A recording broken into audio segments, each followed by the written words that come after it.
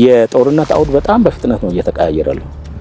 በአመታት አይደለም በወራት ነው እየተቀያየረ ያለው። ለምሳሌ ሰው አልባ ድሮ ከ4-5 አመት በፊት በስም ነው የምናውቀውኛ፣ በቲዮሪ ነው ገዝተን ተጠቅመንበታል፣ እየተዋጋንበት ነው። አሁን ደግሞ ጸረ ድሮን መጥቷል፣ ጸረ ሰው አልባ መጥቷል። ነገ ደግሞ እንደመጣ እናገኝ። ይሄን ሁሉ ከቴክኖሎጂ ጋር ሩጫ ተያይዘን ከጊዜ ጋር ከሚለዋወጠው በጣም ከሚለዋወጠው ጋር ሩጫ ይዘን አሁን በአስተማማኝ የኢትዮጵያን አየር ክልል ስፔስ መጠበቅ የሚያስችለን ቁመና ላይ እንገኛለን።